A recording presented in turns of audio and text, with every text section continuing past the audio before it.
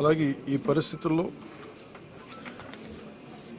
ఒక చిన్న అనాలిసిస్ ఏంటంటే రీహాబిలిటేషన్కి షిఫ్ట్ చేయబడ్డవారు 42,000 మంది. నిన్న మెసేజ్ కూడా పెట్టాను.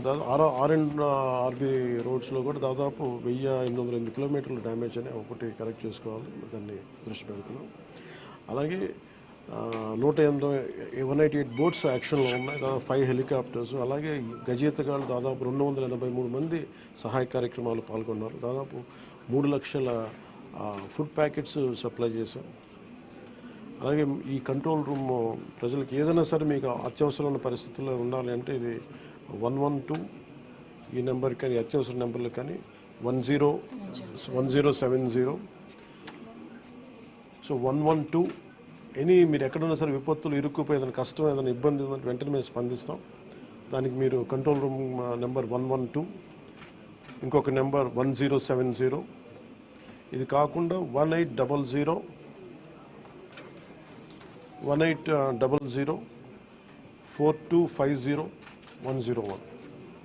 మళ్ళీ రిపీట్ చేస్తాను. కంట్రోల్ రూమ్ నెంబర్స్ 112 అదొక ఈ ఫోన్ కన్నా చేయండి, లేదంటే 1070కి ఫోన్ చేయండి. ఇది కాకుండా మూడో నెంబర్ 1800 425 0101. మీరు ఈ కంట్రోల్ రూమ్కి చేసిన మీకు ఏ సహాయ కార్యక్రమం ఎక్కడున్న విపత్తులు మీరు ఇరుక్కుపోయినా కానీ మేము వెంటనే తక్షణంగా స్పందిస్తాం తెలియజేసుకుంటే. అలాగే దాదాపు 80 కోట్ల రూపాయలని జిల్లాలకి ఈ రిలీఫ్ అండ్ రీహాబిలిటేషన్కి విడుదల చేయడం జరిగింది.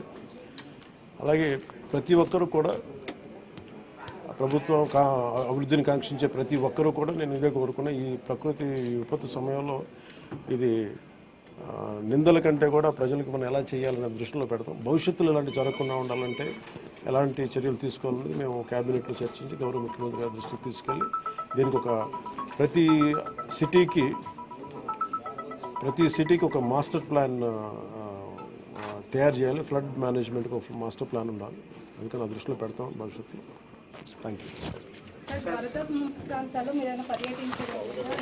అంటే ఇది ముందు రోజే అనుకున్నాను. యాక్చువల్గా ఇది మా దృష్టికి ఏంటంటే ముందు 1వ తారీఖు అనుకున్నప్పుడు అందరూ ఏమన్నారంటే మీరు వస్తే ఇది మాకు ఈ రిలీఫ్ ఆపరేషన్స్కి ఇబ్బంది అయిపోద్ది, మాకు దయచేసి మీరు ఈ రిలీఫ్ ఆపరేషన్ మీరు అడ్డం అయిపోతారని చెప్పేసి వారి సూచన మేరకు నేను ఆగిపోవాల్సి వచ్చింది.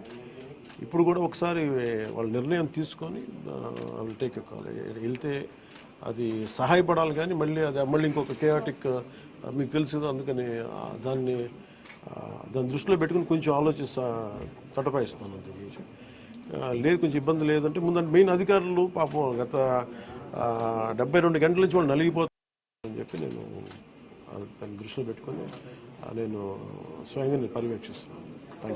4 రోజులుగా పవన్ కళ్యాణ్ ఉప ముఖ్యమంత్రి రాలేదు, ఎక్కడ వెళ్ళని చెప్పి విపక్షాలు ఆరోపణ చేస్తున్నారు. బాధితులను పట్టించుకోలేదని చెప్పేసి ఆరోపిస్తున్నారు. ఫిజికల్గా మీకు కనిపించడం పద్ధతి అంటే వాళ్ళు ఏమనుకుంటారంటే నేను బోట్ వేసుకొని రెస్క్యూ చేయడం కుదరదు కదా, బాధ్యతలు లేకుండా ఎందుకుంటాం. అది ఏంటంటే అనాలి కాబట్టి అంటమే తప్ప ఎంటైర్ మీరు చూస్తే మా పిఆర్ మెషినరీ, మన పిఆర్ పంచాయతీరాజ్ మెషినరీ మొత్తం ఎంటైర్ వర్క్ చేస్తాం మా సైడ్ నుంచి. అంటే అట్లే కదా సార్, ధైర్యం చెప్పడానికి కూడా రాలేదని చెప్పేసి వాళ్ళు ఆరోపణ చేస్తున్నారు కదా. అది నేను అట్లా అనుకోవట్లేదు. అంటే ఏమైపోతుంది, ధైర్యం చెప్పడానికి వెళ్ళి ఒక్కసారి మీద పడ్డారు అనుకోండి. పరిస్థితులు ఎలా ఉంటాయంటే ఇప్పుడు నేను మొన్న పింఛా డ్యామ్కి దీనికి వెళ్ళాను. నేను వెళ్ళి సహాయ కార్యక్రమం అంటే నేను ఒక ప్రత్యేకమైన పరిస్థితిలో ఉన్నాను, అది మీరు అర్థం చేసుకోవాలి. ఇప్పుడు నేను వెళ్ళి కూర్చుంటే వెళ్ళిపోదని రెస్క్యూ ఆపరేషన్స్కి ఇబ్బంది కలగకూడదన్న ఒకటే నన్ను ఆ సూచన ఒకటి నన్ను ఆపినాను, అంతమించి వేరే అనుకోలేదు.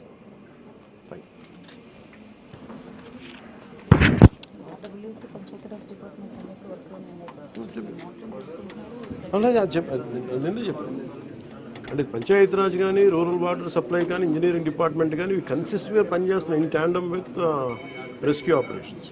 సో దాన్ని కూడా మీరు దృష్టిలో పెట్టారు. హైదరాబాద్ తరహాలో ఇక్కడ చెరువులు అవన్నీ కబ్జాలు అవుతున్నాయి కదా, వాటి విషయంగా ఏమైనా మీ గవర్నమెంట్ దృష్టి పెట్టింది? ఇప్పుడు ఇది సక్సెసివ్గా ఇప్పుడు మనం అంటే దీంట్లో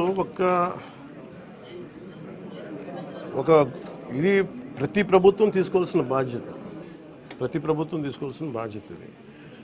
ఇప్పుడు దీంట్లో ఆల్రెడీ చెరువుల్లో కొంచెం నాలాల్లో కట్టేసినవి ఉంటాయి.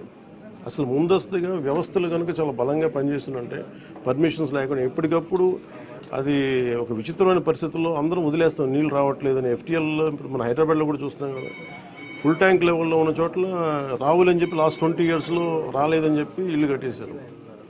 ఎప్పుడో సరదాగా మనం అది ఎప్పుడు ఈ జలవనరుల శాఖ ఎప్పటికప్పుడు ఇది కట్టద్దు, పర్మిషన్స్ ఇవ్వద్దు అని అంటుంది. మళ్ళీ కానీ దాన్ని స్థానిక మున్సిపాలిటీలు కావచ్చు, కార్పొరేషన్స్ కావచ్చు ఇచ్చేసిన పరిస్థితుల్లో మీరు హైదరాబాద్ చూస్తున్నారు. మనకు కూడా అలాంటి పరిస్థితులు ఉన్నాయి. ఇది సక్సెసివ్గా జరుగుతూ ఉండింది. దీన్ని ఎట్లా అడ్రస్ చేయాలనేది ఇది ఒక సోషల్ ఇష్యూ కూడా అవుతుంది. సో దీన్ని ఎలా చేయాలి, కొంత ఎడ్యుకేట్ చేసి కొంత అవగాహన తీసుకొచ్చి ఒక ప్రత్యామ్నాయం కల్పించి దీన్ని ఖచ్చితంగా అడ్రస్ చేయాలి, భవిష్యత్తులో ఖచ్చితంగా అడ్రస్ చేయాలి.